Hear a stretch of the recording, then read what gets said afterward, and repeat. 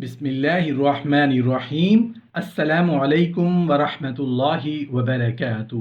درود شریف کی ایسی فضیلتیں، ایسا ثواب جو کم ہی لوگ جانتے ہیں۔ نبی کریم صلی اللہ علیہ وآلہ وسلم نے ارشاد فرمایا، مومن کے بخیل ہونے کے لیے یہ بات کافی ہے کہ جب میرا ذکر اس کے سامنے کیا جائے تو وہ مجھ پر درود نہ بھیجے۔ یعنی یہ ایک مسلمان کے بخیل ہونے کی انتہا ہے کہ اس کے سامنے نبی کریم صلی اللہ علیہ وآلہ وسلم کا اسم گرامی آئے اور آپ پر درود نہ بھیجے، چونکہ اس کائنات میں ایک مومن کا سب سے بڑا محسن نبی کریم صلی اللہ علیہ وآلہ وسلم کے سوا کوئی نہیں۔ آپ کے جتنے احسانات اس امت پر ہیں، اور خاص طور سے ان لوگوں پر جنہیں اللہ تعالیٰ نے ایمان کی دولت سے نوازا، اتنے کسی کے بھی احسانات نہیں ہیں۔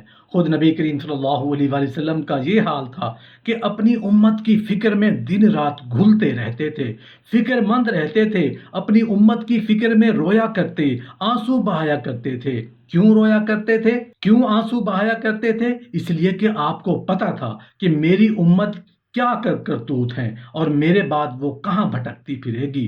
ایک صحابی نبی کریم صلی اللہ علیہ وآلہ وسلم کی اس حالت کو بیان فرماتے ہوئے کہتے ہیں کہ جب بھی آپ کو دیکھتا ہوں تو ایسا معلوم ہوتا ہے کہ آپ کسی فکر میں ہیں اور کوئی غم آپ پر طاری ہے۔ علماء فرماتے ہیں کہ یہ فکر اور غم کوئی اس بات کا نہیں تھا کہ آپ کو تجارت میں نقصان ہو رہا تھا اور مال و دولت میں کمی آ رہی تھی، یا دنیا کے اور دوسرے مال و اسباب میں قلت آ رہی تھی، بلکہ فکر اور غم اس امت کے لیے تھا کہ میری امت کس طریقے سے جہنم کے عذاب سے بچ جائے اور اللہ تعالیٰ کی رضا کو حاصل ہو جائے۔ جب یہ آیت نازل ہوئی، ان اللہ وملائکتہ یصلون علی النبی یا ایھا الذین آمنوا صلوا علیہ وسلموا تسلیما، تو اس وقت صحابہ کرام نے نبی کریم صلی اللہ علیہ وآلہ وسلم سے سوال کیا، یا رسول اللہ صلی اللہ علیہ وآلہ وسلم، اس آیت میں اللہ تعالیٰ نے ہمیں دو حکم دیے ہیں کہ میرے نبی پر درود بھیجو اور سلام بھیجو۔ سلام بھیجنے کا طریقہ تو ہمیں معلوم ہے کہ جب ہم آپ کی خدمت میں حاضر ہوں تو السلام علیکم ورحمۃ اللہ وبرکاتہ کہیں۔ اس طرح تشہد کے اندر بھی سلام کا طریقہ آپ نے بتایا کہ اس میں السلام علیک ایھا النبی ورحمۃ اللہ وبرکاتہ کہا کریں، لیکن ہم آپ پر درود شریف کس طرح بھیجیں؟ اس کا کیا طریقہ ہے؟ اس پر نبی کریم صلی اللہ علیہ وآلہ وسلم نے جواب دیا کہ مجھ پر درود بھیجنے کا طریقہ یہ ہے کہ یوں کہو، اللہم صلی علی محمد وعلی آل محمد کما صلیت علی ابراہیم وعلی آل ابراہیم انک حمید مجید۔ اس کے معنی یہ ہے کہ اے اللہ، آپ محمد صلی اللہ علیہ وآلہ وسلم پر درود بھیجیے۔ اس سے اس بات کی طرف اشارہ کر دیا کہ جب بندہ درود بھیجے تو یہ سمجھے کہ میری کیا حقیقت اور کیا حیثیت ہے کہ میں نبی کریم صلی اللہ علیہ وآلہ وسلم پر درود بھیجوں۔ میں حضور اقدس صلی اللہ علیہ وآلہ وسلم کے اوصاف اور کمالات کا احاطہ کہاں کر سکتا ہوں؟ میں آپ کے احسانات کا بدلہ کیسے ادا کر سکتا ہوں؟ لہٰذا پہلے ہی قدم پر اپنی عاجزی کا اعتراف کر لو کہ یا اللہ، میں تو حضور اقدس صلی اللہ علیہ وسلم کے درود شریف کا حق ادا نہیں کر سکتا، اے اللہ آپ ہی ان پر درود بھیج دیجیے۔ حضرت عبد الرحمن بن عوف رضی اللہ عنہ فرماتے ہیں کہ ایک دن نبی کریم صلی اللہ علیہ وآلہ وسلم آبادی سے نکل کر ایک کھجور کے باغ میں پہنچے اور سجدے میں گر گئے۔ میں انتظار کرنے کے لیے بیٹھ گیا تاکہ جب آپ فارغ ہو جائیں تو پھر بات کروں، لیکن آپ کا سجدہ اتنا طویل تھا کہ مجھے بیٹھے بیٹھے اور انتظار کرتے کرتے بہت دیر ہو گئی، حتیٰ کہ میرے دل میں یہ خیال آنے لگا کہ کہیں آپ کی روح مبارک تو پرواز نہیں کر گئی، اور یہ سوچا کہ آپ کا ہاتھ ہلا کر دیکھوں۔ کافی دیر کے بعد جب سجدے سے اٹھے تو دیکھا آپ کے چہرے پر بڑی بشاشت کے آثار ہیں۔ میں نے پوچھا کہ یا رسول اللہ صلی اللہ علیہ وآلہ وسلم، آج میں نے ایسا منظر دیکھا جو پہلے نہیں دیکھا تھا، وہ یہ کہ آپ نے آج اتنا طویل سجدہ فرمایا کہ اس سے پہلے اتنا طویل سجدہ نہیں فرمایا، اور میرے دل میں یہ خیال آنے لگا کہ کہیں آپ کی روح پرواز نہ کرے۔ اس کی کیا وجہ تھی؟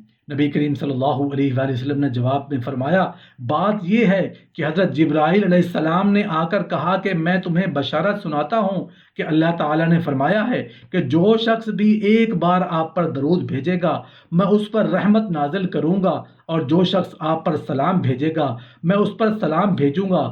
اس خوشخبری اور انعام کے شکر میں نے یہ سجدہ۔ ایک حدیث میں نبی کریم صلی اللہ علیہ وآلہ وسلم فرماتے ہیں کہ میری مثال اور تمہاری مثال ایسی ہے جیسے ایک شخص نے آگ روشن کی، اب پروانے آ کر اس آگ میں گرنے لگے، یہ شخص ان پروانوں کو آگ سے دور ہٹانے لگا تاکہ وہ آگ میں جل کر ختم نہ ہو جائیں۔ اسی طرح میں تمہاری کمر پکڑ پکڑ کر تم کو آگ سے روک رہا ہوں اور تم میرے ہاتھ سے نکلے جا رہے ہو اور اس آگ میں گرے جا رہے ہو۔ بہرحال نبی کریم صلی اللہ علیہ وآلہ وسلم کی ساری زندگی اس فکر میں گزری کہ یہ امت کسی طرح جہنم کے عذاب سے بچ جائے، تاکہ ایک امتی اتنا بھی نہیں کرے گا جب سرکار دو عالم صلی اللہ علیہ وآلہ وسلم کا نام نامی اس میں آئے تو کم از کم آپ پر ایک مرتبہ درود بھیج دے، جبکہ درود بھیجنے سے نبی کریم صلی اللہ علیہ وآلہ وسلم کو جو فائدہ ہوتا ہے وہ تو ہوگا، خود درود بھیجنے والے کو اس کا فائدہ پہنچتا ہے۔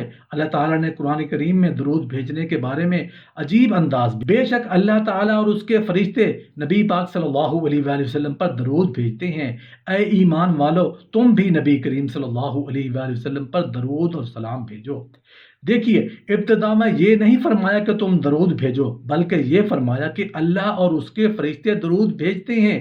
اس سے تو باتوں کی طرف اشارہ فرمایا، ایک یہ کہ نبی کریم صلی اللہ علیہ وآلہ وسلم کو تمہارے درود کی ضرورت نہیں، اس لیے کہ ان پر پہلے ہی سے اللہ تعالیٰ درود بھیج رہے ہیں اور اللہ کے فرشتے درود بھیج رہے ہیں، ان کو تمہارے درود کی کیا ضرورت ہے؟ لیکن اگر تم اپنی بھلائی اور خیر چاہتے ہو تو تم بھی نبی کریم صلی اللہ علیہ وآلہ وسلم پر درود بھیجو۔ دوسرے اس بات کی طرف اشارہ ہے کہ یہ درود شریف بھیجنے کا جو عمل ہے اس عمل کی شان ہی نرالی ہے، اس لیے کہ کوئی عمل بھی ایسا نہیں ہے جس کے کرنے میں اللہ تعالیٰ بھی بندوں کے ساتھ شریک ہوں۔ مثلا نماز ہے، بندہ پڑھتا ہے، اللہ تعالیٰ نماز نہیں پڑھتے، روزہ بندہ رکھتا ہے، اللہ تعالیٰ روزہ نہیں رکھتے، زکوٰۃ یا حج وغیرہ جتنی عبادتیں ہیں ان میں سے کوئی عمل ایسا نہیں ہے جس میں بندہ کے ساتھ اللہ تعالیٰ بھی شریک ہو۔ لیکن درود شریف ایسا عمل ہے جس کے بارے میں اللہ تعالیٰ نے فرمایا کہ یہ عمل میں پہلے سے کر رہا ہوں، اگر تم بھی کرو تو تم بھی ہمارے ساتھ اس عمل میں شریک ہو جاؤ گے۔ اللہ اکبر! کیا ٹھکانہ ہے اس عمل کا کہ بندہ کے ساتھ اللہ تعالیٰ بھی اس عمل میں شریک ہو رہے ہیں۔ البتہ اللہ تعالیٰ کے درود بھیجنے کا مطلب اور ہے اور بندے کے درود بھیجنے کا مطلب اور ہے۔ اللہ تعالیٰ کے درود بھیجنے کا مطلب یہ ہے کہ اللہ تعالیٰ براہ راست ان پر اتنی رحمت نازل فرما رہے ہیں، اور بندہ کے درود بھیجنے کا مطلب یہ ہے کہ وہ بندہ اللہ تعالیٰ سے دعا کر رہا ہے کہ یا اللہ آپ محمد صلی اللہ علیہ وآلہ وسلم پر درود بھیجیے۔ علماء کرام فرمایا کہ ساری کائنات میں کوئی دعا ایسی نہیں جس کے 100% قبول ہونے کا یقین ہو۔ کون شخص یہ کہہ سکتا ہے کہ میری یہ دعا 100% ضرور قبول ہوگی اور جیسا کہ میں کہہ رہا ہوں ویسا ہی ہوگا؟ یہ نہیں ہو سکتا۔ لیکن درود شریف ایک ایسی دعا ہے جس کے 100% قبول ہونے کا یقین ہے، اس لیے کہ دعا کرنے سے پہلے ہی اللہ تعالیٰ نے یہ اعلان فرما دیا کہ ان اللہ وملائکتہ یصلون علی النبی، ہم اور ہمارے فرشتے تو تمہاری دعا سے پہلے ہی نبی پاک صلی اللہ علیہ وآلہ وسلم پر درود بھیج رہے ہیں، اس لیے اس دعا کی قبولیت میں ادنا شبہ کی بھی گنجائش نہیں۔ اس لیے بزرگوں نے دعا کرنے کا یہ ادب سکھا دیا کہ جب تم اپنے کسی مقصد کے لیے دعا کرو تو اس دعا سے پہلے اور بعد میں درود شریف پڑھ لو کہ اس کے لیے درود شریف کا قبول ہونا تو یقینی ہی ہے، اور اللہ تعالیٰ کی شان کریمی سے یہ بعید ہے کہ پہلی دعا کو قبول فرما لے اور آخری دعا کو قبول فرما لیں اور درمیان کی دعا کو قبول نہ فرمائیں۔ لہٰذا جب درود شریف پڑھ کر پھر اپنے مقصد کے لیے دعا کرو تو انشاءاللہ اس دعا کو بھی ضرور قبول فرمائیں گے۔ اس لیے دعا کرنے کا یہ ادب سکھایا کہ پہلے اللہ تعالیٰ کی حمد و ثنا کرو، پھر نبی کریم صلی اللہ علیہ وآلہ وسلم پر درود شریف بھیجو اور اس کے بعد اپنے مقاصد کے لیے دعا کرو۔ پھر درود شریف پڑھنے پر اللہ تعالیٰ نے اجر و ثواب بھی رکھا ہے۔ فرمایا کہ جو شخص نبی کریم صلی اللہ علیہ وآلہ وسلم پر ایک مرتبہ درود شریف بھیجے تو اللہ تعالیٰ اس پر 10 رحمتیں نازل فرماتے ہیں۔ ایک روایت میں ہے کہ 10 گناہ معاف فرماتے ہیں اور 10 درجات بلند فرماتے ہیں۔